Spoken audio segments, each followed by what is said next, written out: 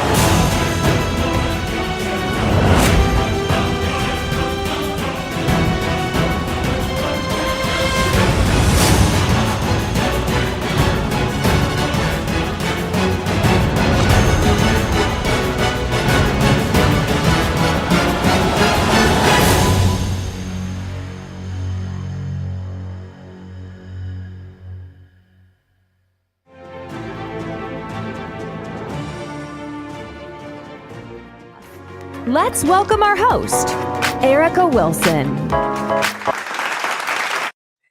Great day, everyone. We're here live today with the girl, Erica Wilson, that it had to happen for our Thankful Thursday. And tonight our topic is chaos. How many of us is dealing with some sort of chaos in our lives right about now? So, chaos is the absence of order and predictability, right? But today we want you guys to know chaos isn't all doom and gloom. In fact, it can be an essential catalyst for change and growth, right? It can push us out of our comfort zones and lead us towards new experiences and opportunities. It might be challenges at times, but it encourages us to adapt and evolve. And what better way to talk about this with none other than having the Noah Asher with us here on tonight. He's the author of the book called Chaos, so he's the best person to talk to about it. So let me go ahead and present to some and introduce to others the Noah Asher, which he is a three-timer, guys. Welcome. Hello, how are you? I am awesome. Oh my God. Listen, this topic about chaos at a time like this is the absolute best. And I pray that we can shed some light for so many people out there that's under the sound of our voice. So this may be the first time here. So they don't know who Noah Asher is. So if you could tell them a little bit about yourself, please.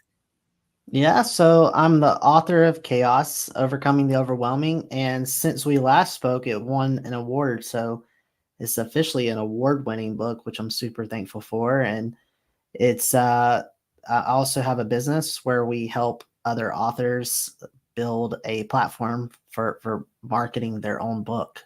So yeah. Oh my God, Noah, congratulations. Yes, thank you. Wow, that's major right there. That is such a huge accomplishment. Yes. Writing a book was a big deal, and I was just super thankful for that. And then to see that, then I woke up one Saturday morning and saw that it officially won this award, and I was like, "What is happening? This is just so amazing!" Overwhelmed with thankfulness. Wow. But see, that's just the God that we serve. He wouldn't have it no other way. And see, that's why I tell people, you really have to be careful counting people out that may have experienced some hardships, or Right. been places where we think that they shouldn't have been, right? But the thing is, God will turn a mess into a message. He will turn a test into a testimony. That's And right. one may not know about your testimony and the things that you had endured. So where did this book come from, Noah? Well, like you said, from mess to message, that's really the whole premise of this, where this book was birthed. It was in my own chaos that this book came about. And it was years ago. I was incarcerated and tried taking my own life because I thought life was over. And I realized in that dark place I was in that how just easy it is to get messed up in the midst of some sort of chaos, and how easy it is to feel like you have no purpose once you're in the midst of your chaos. And so once I was on the other side of it all, I realized, you know what? I want to write something that just gives people a message of hope, that when they're in the midst of some sort of pain, that there still is purpose in their life. And that's really how the book was birthed. Absolutely. Whoa. And like I said, what a time to talk about it, because there's so much that's going on in the world now. But just Right. hearing that, one, in the first part of your conversation, you were saying that you basically reached down to other authors to get them, to help them. So you're not Right. just using it just for your own personal gain. You're actually taking this and pouring out to others. That's one. And then Yeah. number two, you found yourself in a place where you did not want to be. However, that's what God set you at that time. But thank God that you didn't follow through with taking your life. Oh my God, we're so honored to have you here with us on tonight. But the thing is, there was there was purpose being birthed out of you sitting in that pain. And I love the Right. way that you just said that. So if anybody that's under the sound of Noah's voice, you guys are in for a treat on tonight, because he's going to really break down chaos for you. And like I said, if you're dealing with some sort of chaos right now, it could be little, it could be small, it's still chaos. And we want to That's be right. able to shed some light on it all. So your state, chaos overcoming the overwhelming. Right. And that's one thing that's so important, like you're discussing, is chaos is that thing that comes around and just Ugh, shakes up what we thought was normal. yeah. And though, if you ever see the cover of my book, you'll see a bunch of different words raining down upon this Mhm. umbrella. And it's the idea of chaos comes in many different forms. And for me, it was incarceration. Then fast forward to a few years later, it was I lost my dad. And so it was like, okay, now I know chaos in the form of loss. And so many people experience chaos in different forms. But no matter what sort of chaos you're experiencing, whether it's divorce or rejection or illness, the reality is, while we may all be overwhelmed for a different reason, we can all overcome because we have the same God. You better repeat that, Noah.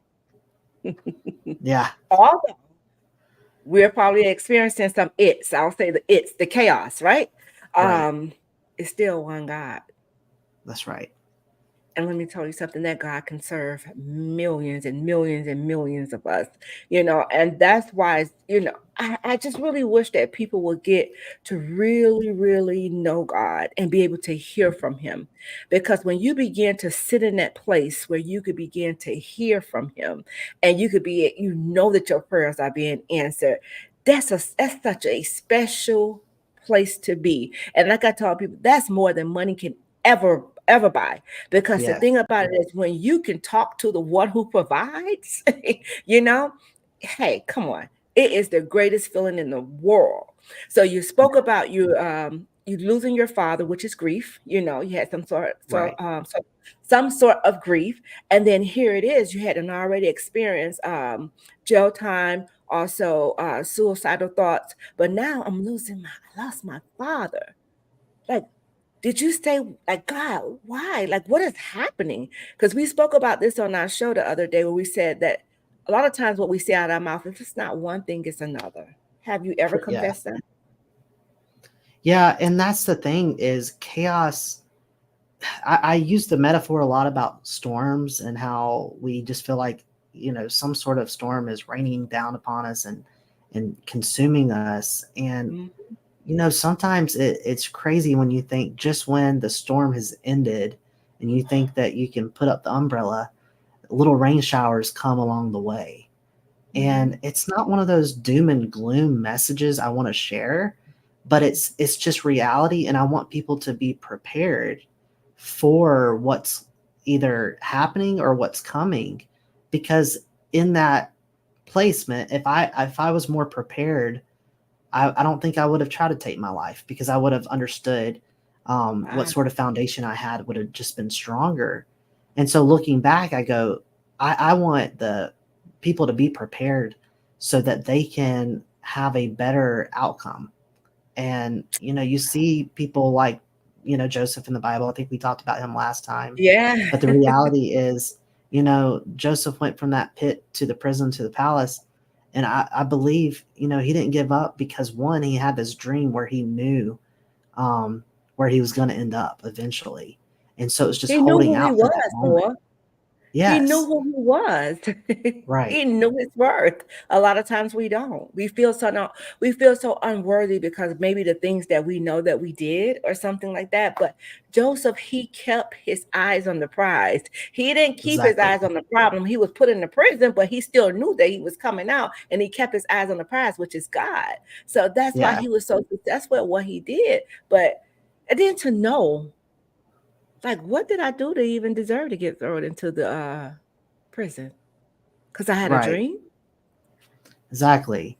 And so I think for anyone listening to this, they just need to understand that the pits are no fun.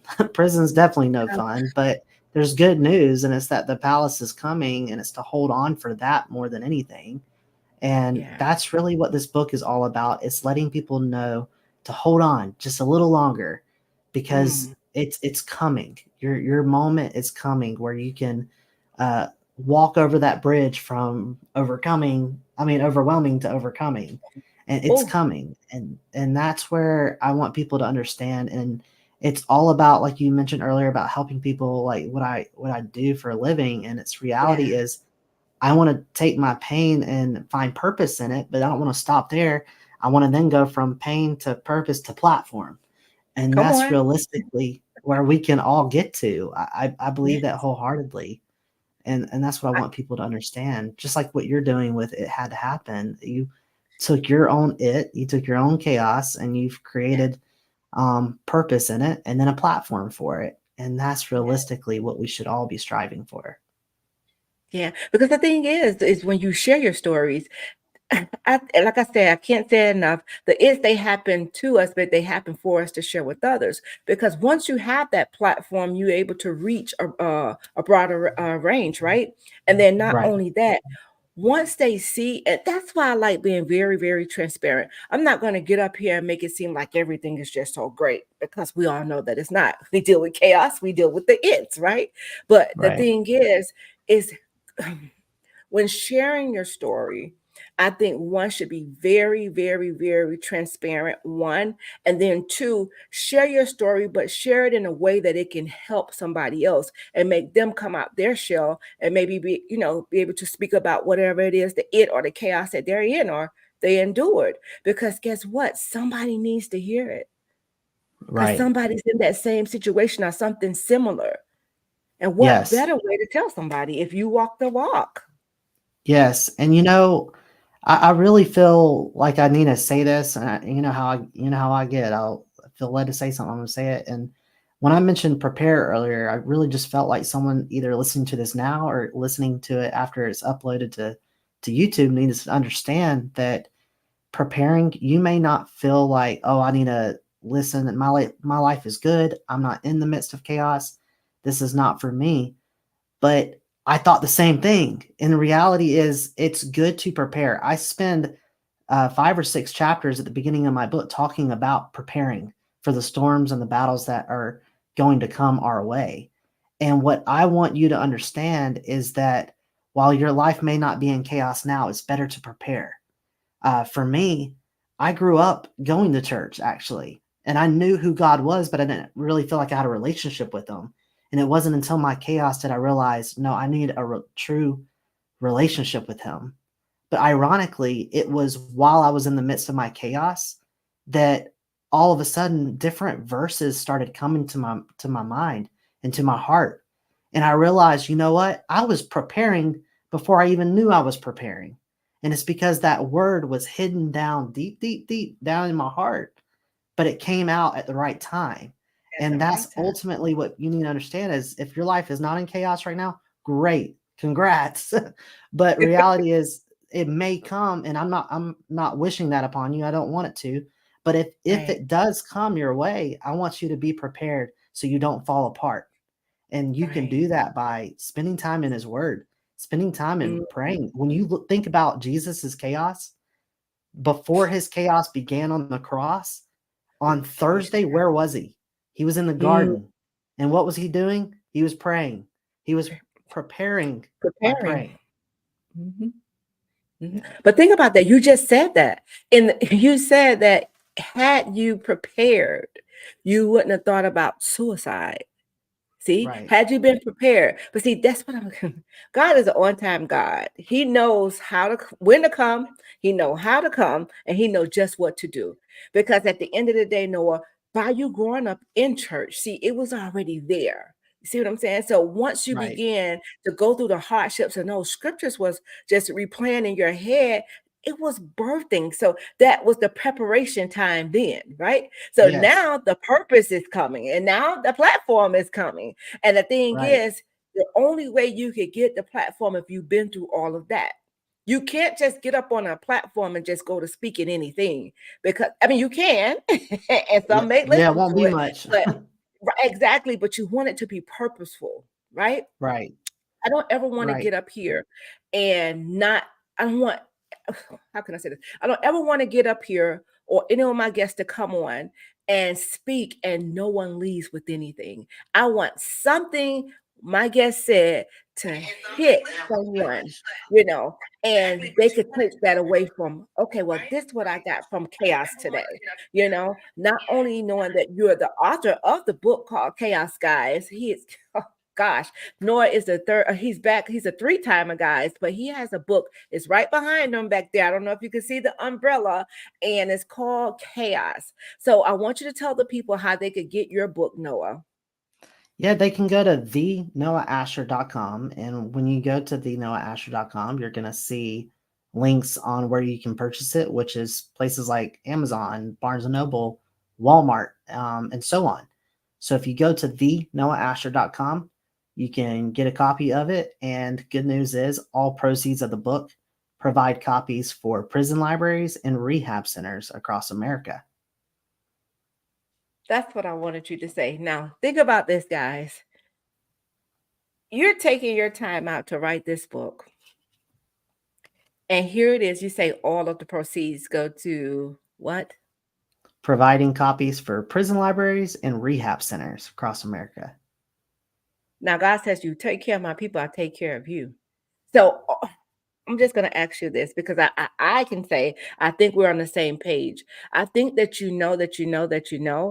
that yes, God gave me that gift to write it.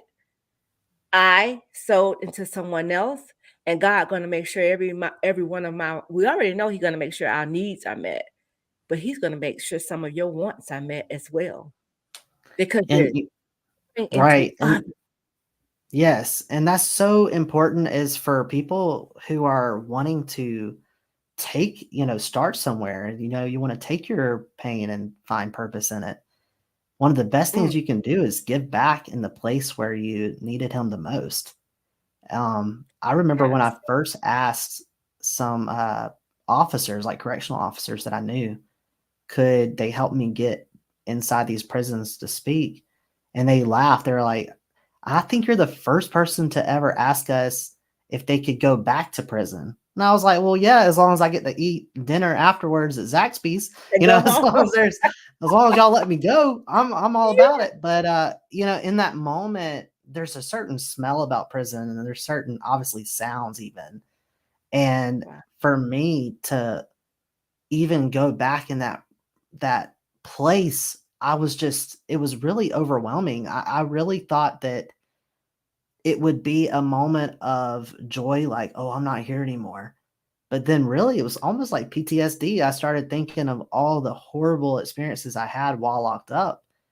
And it consumed my thoughts for a little bit, put me in a dark place. But I realized, you know what? This is what they're feeling right now. These men behind bars, these women behind bars, this is what they're feeling. I remember that feeling of hopelessness. And it's my opportunity. It's not even my job, it's my opportunity to go and share a message of hope, of help, of Wow. humor. And that's what we pray for all the time over this book, is that people will find and read and feel on every page the hope of Jesus, the help that comes through his word, and then the humor through joy, and through sharing funny stories through the book. And that that alone is so fun to see when people leave reviews and say, I did not expect a book with such a deep, heavy, like, conversation and content to be Uh-huh. funny as well. And for Wow. me, it's so important to share that humor part, because I remember how chaos just is not fun, not fun at all. There's no fun in Mm-mm. chaos. And so No. adding this element I thought was very important. One, to put a smile on someone's face, but also to be a slap in the enemy's face, because I think when we can joke Right. about our situation, we own it instead of it owning us. And so Oh, it makes it so, it's just a different feeling when you realize I can smile again. Even though it's hard right now, I can still smile. I have something to smile about. In fact, when I first got out, I started working for a popular hotel chain. And I remember, you want to know about God's favor? Here's God's favor. I literally applied for front desk. I took the role. 3 weeks later, they made me the general manager, which was crazy. So crazy. wait. I want to stop you right there. No, that's not crazy. That's favor. It, yes, That's favor. You see what I'm saying? I want to stop you right there. Look what you said. You apply. I mean, they put you at front desk on the front desk, right? yes. 3 weeks later, they made you what? The general manager. Okay. You went in as a Indian, but you came out a chief. See, we have too many people that want to be chiefs and not want to be Indians. And that's why a lot of things fail, or a lot of people fail. Because at the end of the day, you have to start somewhere, right? And you could have went in there and said, "Oh, I don't want to be at no front desk. Like, I'm well overqualified, you know." But the thing about it is, see, God knew the plan, Jeremiah 29:11. He knew the Right, plan, and just like Joseph knew when he was in that prison, he's a dreamer. So the thing about it is, he said, "Okay, I'll endure this. I'll endure right. this." And look what he gained from the prison. Exactly. He was Yeah. promoted. Yeah, he knows Hello, all about somebody. promotion. That's right. There you go. And three, Yeah, 3 weeks. The Father, the Son, and the whole. Ooh, that's right. And you know what's pour funny over. is, it started out, I only applied there because I know hotels are 24/7, and I thought I could maybe get the overnight shift, because a lot of times what chaos does for us, no matter what the Mhm. chaos is, whether it's rejection or incarceration or illness, it doesn't matter what it is. Right. Reality is, a lot of times chaos makes us feel shame. And because of Yes. that, I wanted to work at the hotel because I wanted to work overnight so I could put my head down and not really see a lot of people. So I went in, and because Wow. I felt this level of shame still upon me. And Wow. it was so important for me to see that not only were they promoting me because they saw something in me, but for me it was like God reminding me, like, you can do this. You can do Put it. your head up. And I actually Yeah. had a friend tell me one time, we were going into the grocery store, and I felt like I had imposter syndrome when I first came home, because I was like, I'm not supposed to be here. And I remember walking into the grocery store, and I had my head down, my hat on, my head down. And my friend goes, put your head up, walk with, Mhm. walk with some strength. And it Wow. meant so much. And I was like, you know what? You're right. And I had to change my whole thoughts on who I was, because a lot of times chaos and of course the enemy will love to tell us all the thing will tell us that who we are is what we've done, and that's Yes. not who we are. Yeah. I put it this way in But the that's book, how is he keep us bound. That's how exactly he keep us bound. Yeah. right. Mm. He wants us to think that we are a lost cause, Yep. and Yep. Jesus, on the other hand, is going, no, you're not a lost cause. You're a found child. In fact, Come on. I'm the one who leaves the 99 for the one. All right. And, Well, you know, see, when you look at that parable that Jesus is sharing about the 99 and the one, he also mm, discusses a coin that was lost. And the reality is, what I've learned over the years is if you're lost, if someone's searching for you, that means you have value because you're worth being found. And that's what Jesus did for us. He went searching for us. He found us. He even came down to this earth so he could die for you and I. And that alone says that we have value. And we have such a heavy value, but he paid the price for us. And that's what ultimately I had to relearn, is through the chaos, through my shame, is that while I once was a lost cause in my mind, no longer am I that, because Jesus paid such a heavy price for me to be found.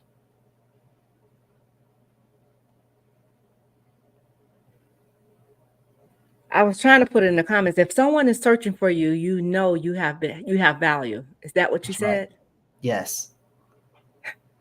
Yes. And realistically, here is, while relearning that part and taking the role as general manager, it was so funny how God was able to work things out to promote me. And it was funny, the lady, the owner, knew about my past, and she said, you know what, I don't care where you've been, I care where you are, and Mm, I care where you're going. yes, And God. what was crazy was, years later, I was director of operations for the hotel industry, and I was having other general managers hire people from transitional centers and halfway houses. And I remember this guy telling me he had done 20 years, and he's at this center. It's the first time he's been out in 20 years. That's so long. And he was telling me how thankful he was that we gave him a chance, and he knew how much I pushed for that. And you know what I told him? I said, I don't care where you've been. I care where you are. I care where you're going. And so it was so full circle. I remember going to my office Paid it in forward. tears, just in tears of joy, to be able to celebrate and go, you know what, God, you put someone in my life that gave me a chance. And now here I am having the opportunity to give others that chance. And Yep. I realized that's what it really means to go from pain to purpose to platform, is just to Mhm. take your own experiences and Mhm. encourage others along the way to say, hey, I know how you feel right now, but I also know that better days are coming, and walk with Yeah. them in the midst of that. It's Yeah. so crucial. Yeah. But you know what though? That's when you have to be careful though. When you tell folk you know how they're feeling. See, I don't Yeah. like to say that. I don't know how you're, because I don't know how they're feeling, Right. you know. I see what So you mean. if we Yeah. go in and we say that to them, especially when grieving, and if you haven't lost, maybe they lost a mother or a father, maybe you haven't lost a mother or father, but you lost Right. a sibling or something, God forbid. But the thing is to go in and say, well, I know how you're feeling. No, you got to be so careful with saying, I know how you're feeling. But the thing about it is, God set him in your path for a reason. See, you was, Yeah. God, listen, you was already in the prison. Then you went to the palace, right? So the palace was the hotel chain, because guess what? You was building a foundation there. Someone poured into you, and you found it not robbery to pour into someone else. See, God Right. knew what you was going to do. He knew your heart. That's what he deal with. He deal with the heart. What is your motive? Why you do what you do? Why you did what you did? That's what God deals with. But to know that you gave somebody, he used you to give somebody else a chance. It's only when we begin to say, oh, I did that. No, God used you to do that. Exactly. And Noah, you did Yeah. that. And now this young man been incarcerated for 20 years and probably thinking, see, you came out with your head held low, and he's coming out. Oh, nobody's not going to give me a chance. That's why we got to be careful speaking those type of things, because Right. there was in the midst, God had you in a place. Ha, you got set up. You were set back at one point, but he set you up. to be in So that very person's life. true. Oh my So very God. true. And that's the goal. When I do look again at the life of Joseph, Huh. in that pit and even in that prison, there's that moment of hunger. There's that moment of despair. And Yeah. what's funny is when he gets out and he's in the palace, he has one job, and that is to help feed a nation and Uh-huh. help the nation overcome their despair. And that's what Right. we have to understand is, yes, like you mentioned, your setback is really a setup. And it's not only like Joseph says at the end of his life, or at the end of what we see of his life in Genesis 50:20, he says, what the Whew. enemy intended for evil, God will use for God. good to save many. And those three Jesus. words of to save many are everything, because he's not only Mm, turning things around for you, he's turning things around so you can help save others. Not that we can that's right. save anyone, but that we can help others find the hope and love of Jesus. Because the reality is this, our suffering a lot of times is for someone Yes. else's saving. Mhm. But Yeah. that's what I'm saying, Noah. Why do we get so selfish at times? Thinking that it's just me, me, me. Whoa, it's me. Let me keep this to myself. No, you went through that thing so you can share with somebody else. You don't have to share it on a public platform if you don't want. Maybe Right. it's one on one, however you see fit. The thing is, it happened to you, but it happened for you to share with others. God, and we Yeah. never know. See, the thing is, God could sit you right next to someone that went through something similar that you went through, or he have you there to be a thank you, Holy Spirit, witnessing. That's what Yeah. it's about, witnessing. So the thing is, Right. if he places you in a how can I say, if he places you in a uncomfortable place, and what I mean by that, follow me, people. If he placed you, you've been delivered from the club. I'm just gonna go there. You've been delivered from the club, but you've been appointed to go to that club because somebody at that bar was about to commit suicide. See, it's uncomfortable for you, but you're on an assignment. You're going into a place. That's why we can't allow folk to hold things over our head. You're on an assignment. Folk don't know that people don't know that you're on an assignment, but you know. But the thing is, in your mind, oh my God, the Bible tells us don't let your good be evil spoken of. But when you know that you know that you know that you know who you serve, who you are, and who you belong to, you'll block out all the chaos, all the noise. You'll block it out because you're on assignment. You- that person on the verge of suicide, and God sent you who tried to commit suicide. Hallelujah, Right. Jesus. Come on now, Noah. Right. And But we the don't like to reality go in them is, uncomfortable places. exactly, it's because of vulnerability. I think we are just Jesus. so terrified of being vulnerable.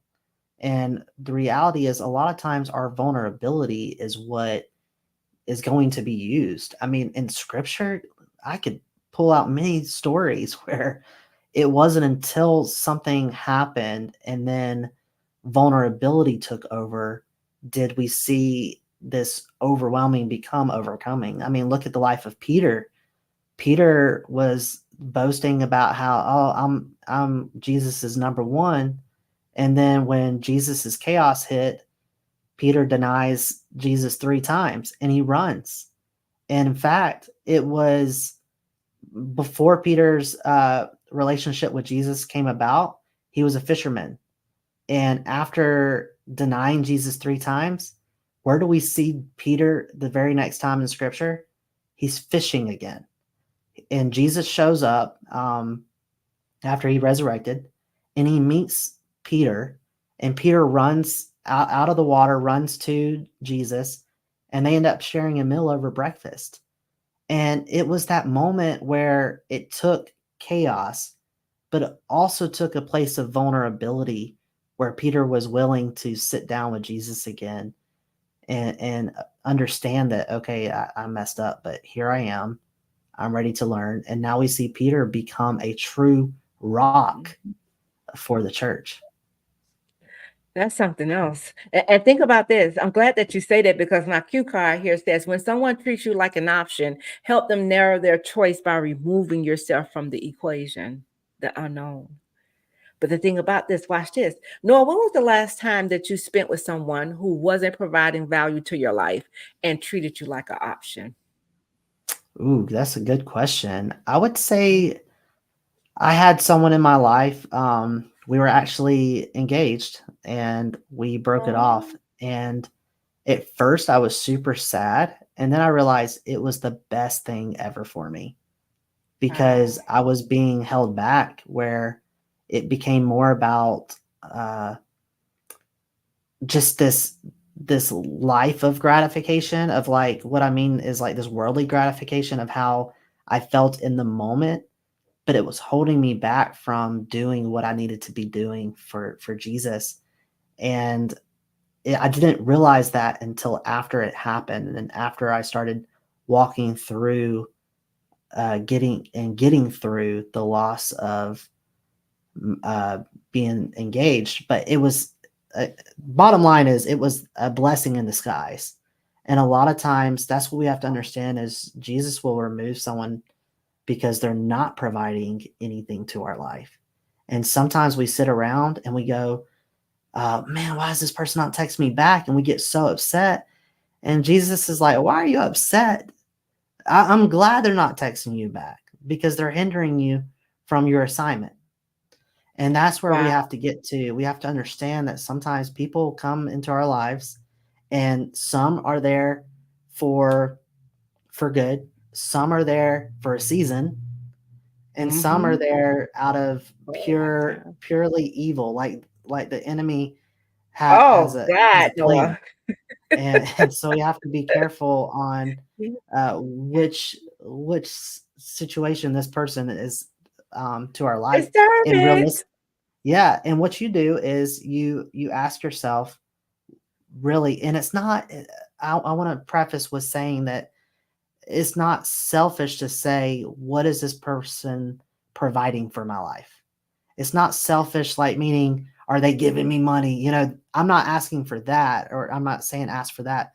But what I mean is, are they providing for your life where they're encouraging you to go to church on Sunday? They're encouraging you to be in your Mhm. Bible. If they're Mhm. encouraging you to only party on Saturday and sleep in on Sunday, well, probably not the best situation. But you know what too though, like that is so true. That is so you want to be able to pour in. But the thing is sometimes we all know that distractions definitely come when you're on to something. We do know that when you're trying to Yeah, walk this walk, and we know that distractions come from the east, the east, the west, the north, the south. They're coming, right? But the thing is, that's why you have to use the spirit of discernment. And a lot of times, what we do too, we like to put the blame on others. Maybe we were not in a place where God wanted us to be, and He removed those people from our life to open up our eyes to see that maybe it wasn't a rejection, it was a redirection. It's not yeah, that those people were bad or you were bad. It's just that right now it's time to take a break. That chapter has closed. Maybe later right. on in another chapter they could come back and maybe we'll just be friends. Who knows? But the thing Yeah, about it is, what we have to stop doing is basically just shutting the chapters on people, because and we can't remove people. We have to allow God. Sometimes, you know what, Noah, you don't even have to remove them. They remove themselves. right. They Well, and remove a lot of themselves. yeah, and that's where it comes down to stop chasing someone and start chasing Jesus. And when you do, That's it. let's see if they stay running. Let's see if they run after Jesus too, or if they run in the other direction. That's what Right. you should Or be hit a looking for. hardship. Hit a hardship. Exactly. Yep. Yeah. Yep. And it says And here, a challenge only becomes an obstacle when you bow to it. yeah. We we And have to that's really believe. relationships too, no matter if it's a friendship or, a That's right. relationship where you Right. want them to put a ring on it, like Beyonce, but you have to uh, know the difference when it comes to time.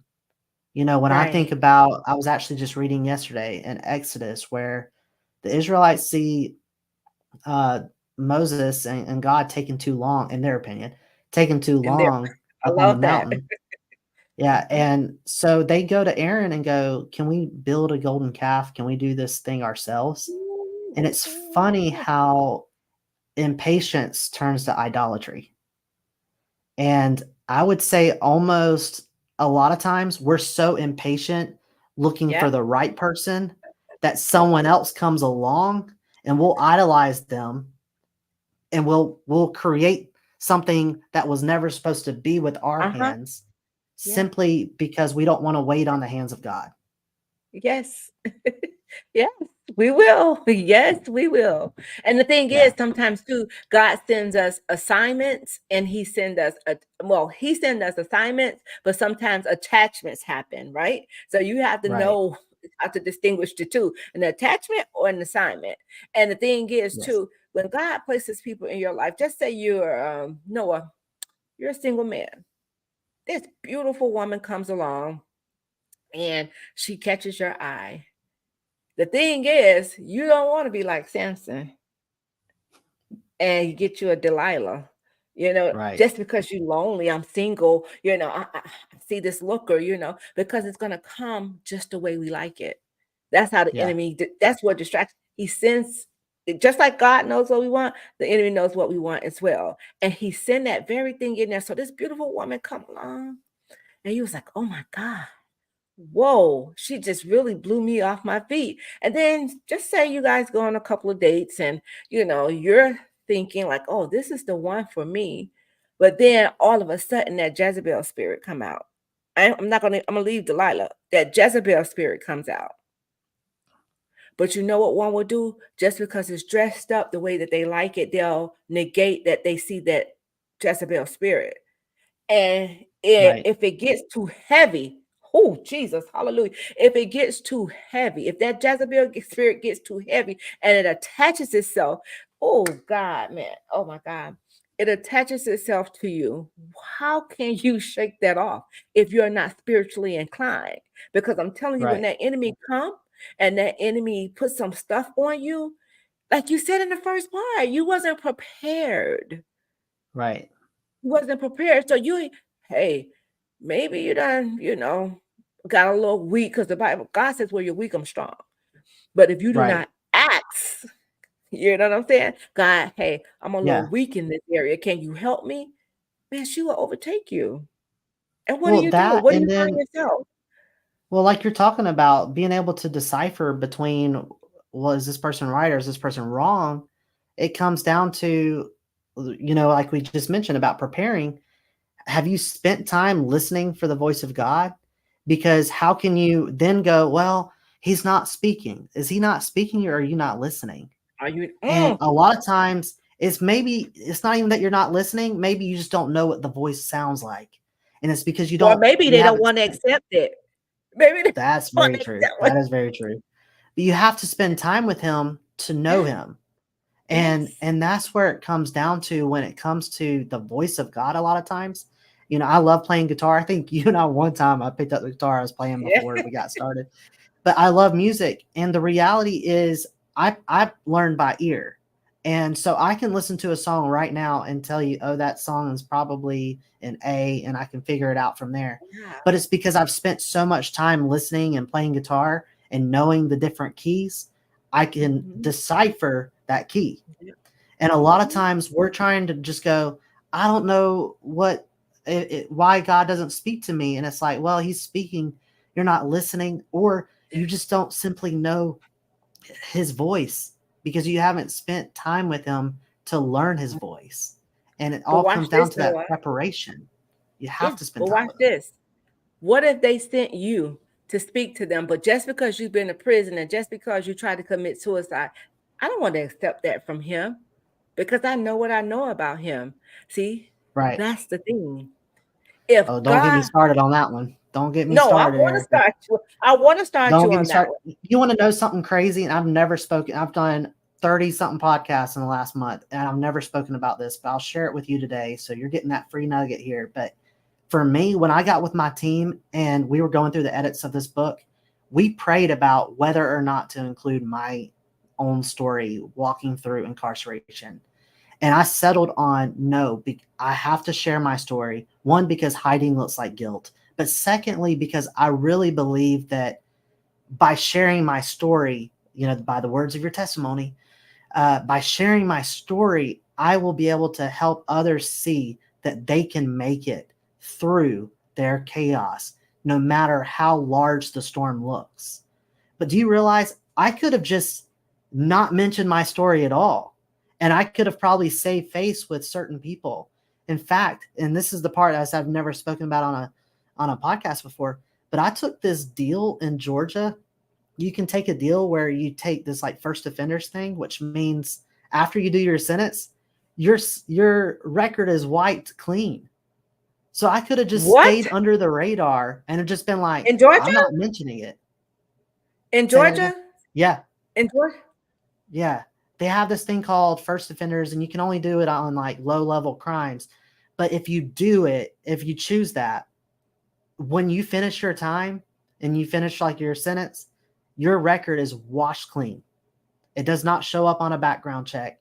It does not show up. So I could have taken the easy way out and just been like, I'm not going to mention it, and I'll just let first offenders do its job, you know. But reality was, I was like, no, I have to lean into this, not for my sake, but for the sake of others. Because like I mentioned earlier, our suffering is for someone's saving.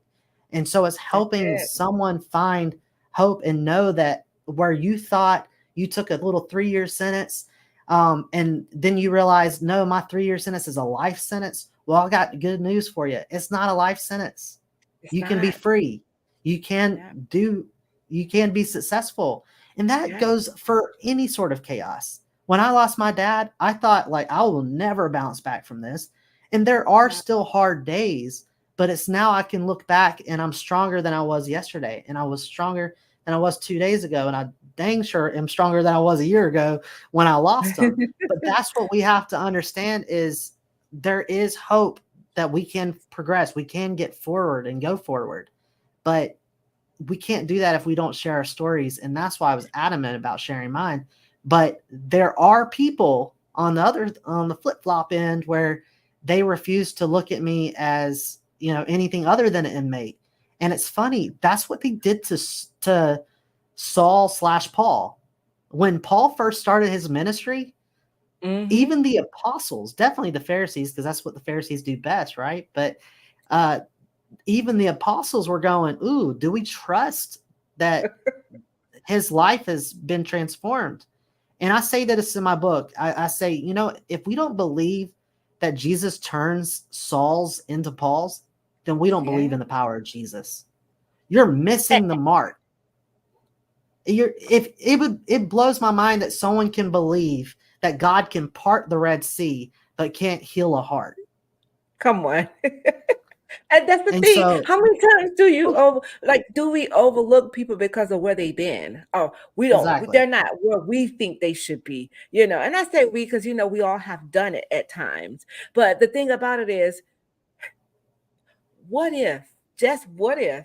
And I had this conversation with someone. What if God held what we did just yesterday against us? Yeah.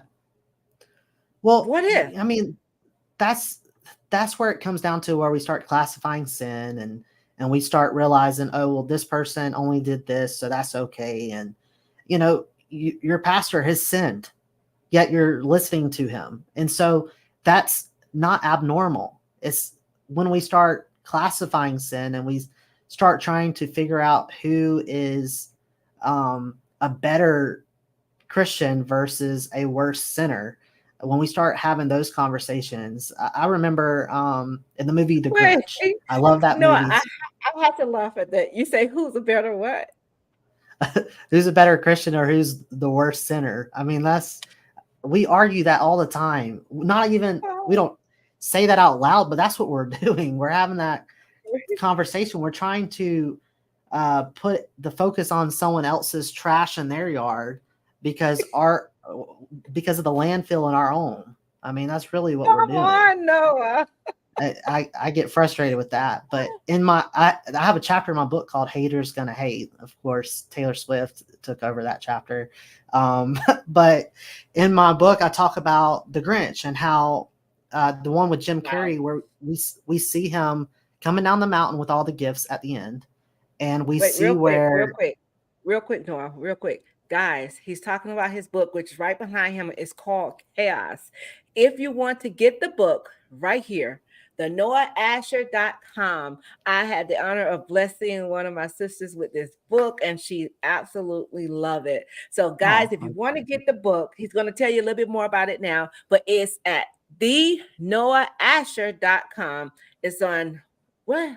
How many? You have it on Amazon. Where else? Tell us about it. Amazon, Barnes and Noble, Walmart, pretty much anywhere where you can buy a book. It's paperback, hardback, and ebook is available. And I'm about to produce the audiobook version. So that'll come out hopefully late summer. So that's really so exciting. Never thought I'd be doing all this, but it sure is a lot of fun for sure. Yeah. And guess what, guys? Before he dives back into the a book, I want you to tell them where the proceeds go. Yes, all proceeds of the book are used to provide copies to prison libraries and rehab centers across America. So I don't get a brand new car out of this deal. So it provides copies for people who are hurting, and this way they can get hope, help, and humor while they're in And the midst of heal. their own And chaos. heal. Yeah. Yes. So go back in. Well, at least we know you're not a Grinch. So let's go back Yeah. into that. Well, I'm definitely not. Well, sometimes maybe if I'm hangry, I'm a Grinch, but uh, but you see in the movie, the Grinch comes down with the presents at the end, and he is standing there in the I guess like the town hall area, and you see this officer go, "What seems to be the issue here?" And the Grinch goes, "I'm the Grinch that stole Christmas, and I'm sorry." And he holds out his hands, and nothing happens. And he says, aren't you supposed to put me in handcuffs? Aren't you supposed to do that, or blind me with pepper spray? And the mayor shows up and goes, "You heard him, officer." And the officer goes, "Yeah, I heard him. He said he was sorry." And realistically, that's what grace looks like, is when we deserve the cuffs, when we deserve the pepper spray, instead God goes, "You know what? No." And you see at the end of this movie, the Who's actually invite him in to be a part of Whoville. And you even see him sitting at the table at the end of the movie, singing and eating and fellowshipping with the Who's. But early on, you see where the mayor goes, "Well, you heard him, officer." And he even whispers, "I recommend the pepper spray." And there's two sorts of people we come across. And when we experience chaos, especially when chaos comes after something we've done ourselves, we come across two different sorts of people. Sometimes it's the mayor that recommends the pepper spray, but sometimes it's the Who's, which is what the church is supposed to do, which is invite us in, welcome us in, and invite us to a seat at the table. And unfortunately, in the movie, you see one mayor and a bunch of Who's. Unfortunately, in life, a lot of times there's a lot of mayors and a few Who's. But we have to lean into that and just know. For me, like I mentioned earlier, where I told that guy that I worked with, "I don't care where you've been, I care where you are, and I care where you're going," because that's what someone told me. And I can now extend that. That makes me in that moment a Who. And that's what we should strive for, is to help others see that they have purpose, but they also are loved. Like that movie is powerful when you look at it in that light. And that's what we should be doing. Stop looking at our Saul life and start seeing us as who we are as new Christians, as Paul. In fact, it was Paul who said, "It's no longer I that lives, but Christ that lives in me." And it's like, I wonder, that. yeah, I wonder Look at why that, he said Noah. that. My daughter just Oh, bought your book. awesome. Thank you so much. That means a lot You to were me. supposed to give them an IH2H code. Yeah, I need to create one, don't I? Yeah. Someone asked me the other day if I had like a way for people to order on my website. And I was like, that's a lot of work. I was telling you before we got started how crazy life is right now. I'm gonna tell you that. Yeah, It is. it's kind of funny. You're doing it the best way. I'm telling you. Yeah. Yeah, I let other Yeah. people do it, and if you get it from Amazon and Walmart, all those places, free shipping, so it helps with that as Right. well. Keeps costs Telling low you. for people. If I was But you know selling it, what, I'm Noah? charged $8 extra for shipping.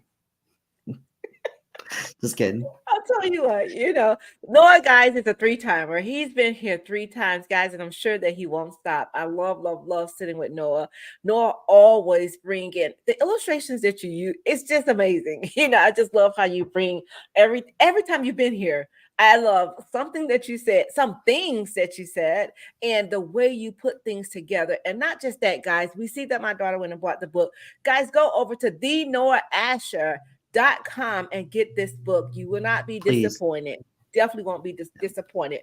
But I want to tell everyone to be thankful for what you have, and you'll end up having more. If you concentrate on what you don't have, you will never have enough. And that is by Oprah Winfrey. That is so true. So, Noah, we're right at the end of our show. So, I want you to tell me, what do you tend to focus on that you don't have?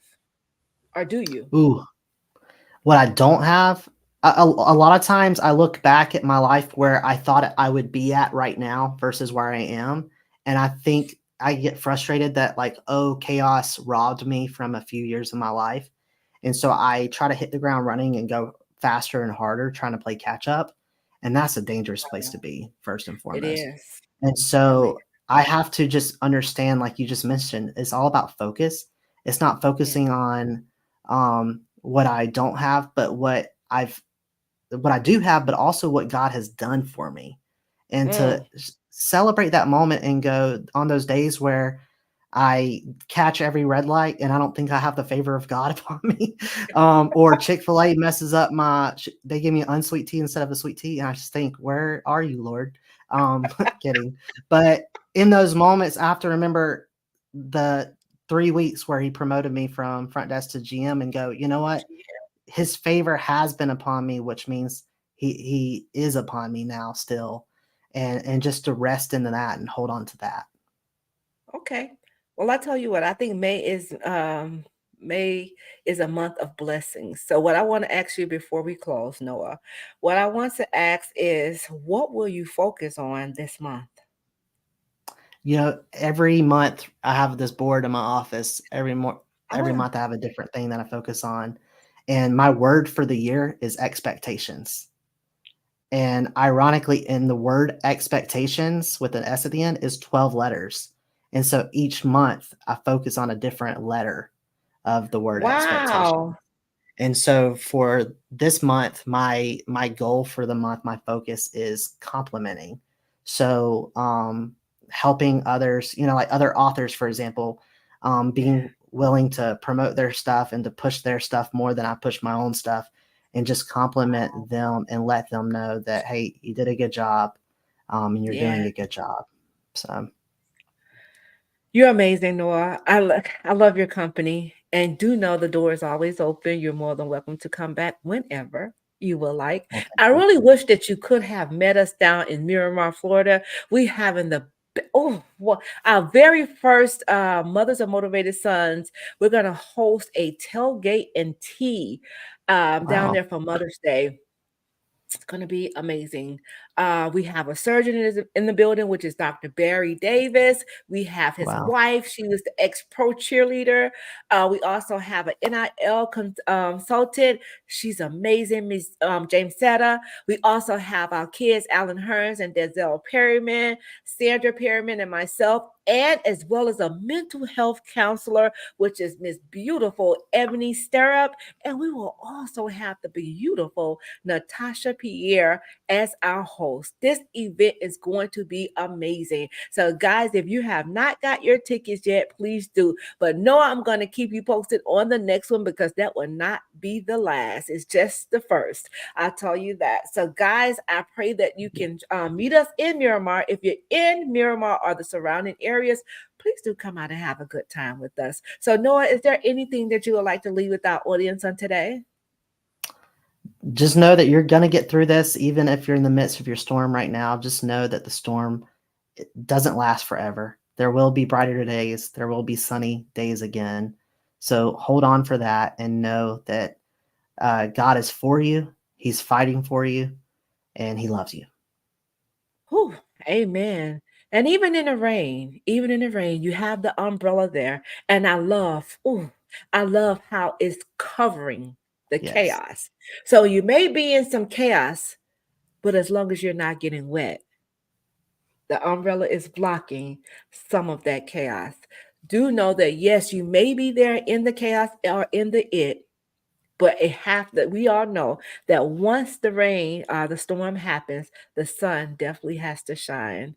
So guys, hold on. Don't give up. I don't care where you at. Keep your eyes on the prize and not the problem. And the prize is Jesus. Noah, again, thank you so very much for coming Thank here you. on tonight, sharing chaos with us. Again, Noah is a 3-timer, guys. Please do go over to his website, thenoahasher.com, and get his book. Also, follow him on social media platforms. Yeah, He it's has a some fun great time. content as well. So go ahead and tell us that before we get out of here, Noah. It's on Instagram. It's the Noah Asher. So pretty easy to remember. TheNoahAsher.com, and then Instagram is the Noah Asher. It's a fun time. You'll hear me make references. I go from James Taylor to Taylor Swift in one post. You never know. As you can see, he loves to have fun, but he do know his word. That's what it's all about. God never told us to be boring. That's not what That's he right. said. So it's about that. When you can have a good time in the Lord, that's a great thing. That is a That's so great true. thing because you'll be able to usher others in. You don't have to be so uptight about, God. He's not an uptight God. He's a Right. righteous God, but he's not an uptight God. So y'all know, if you don't know him, try him. That's all I'm gonna tell you. So guys, God's willing, meet us back here on Monday. We will have the beautiful Darlene Andrus with us on our NFL Mom Show. Next Monday at 6 p.m. God's willing, meet us back here. And then on, I believe that's Wednesday. Oh my God. Noah, you have to tune in. This young man's voice is amazing. When I say amazing, amazing. He can hit any note there is. I'm not going to Wow. say his name yet. Just pay attention to the social media. You'll see who he is. But amazing. I told he had an event for Mother's Day. I said, I wish you could cancel it and come to ours. Wow. That's But my amazing. God, his voice is amazing. And that's next Wednesday as well. So guys, God's willing, meet us back here Monday at 6 p.m. Until next time, come on, Noah, let's send them out some virtual hugs. Oh my gosh. And Cool. some virtual love. Noah, do you get your hearts? I don't. You don't give me your hearts. I can't ever get the hearts. Oh, I got some for you. Look, I'll Thank give you. them some for Appreciate it. you. There you go. Come on, give Thank me you so some. much. We love you. You're welcome. We love, love, love you here at It Had to Happen, and we cannot do this without you, and you. If this broadcast has truly blessed you, you maybe know someone that's going through the chaos or an it. Please do share this broadcast with them and hit chaos and make sure they watch this. Don't just keep it for yourself. Also, even share the book, thenoahasher.com. Until next time, guys, God bless you all. Bye-bye.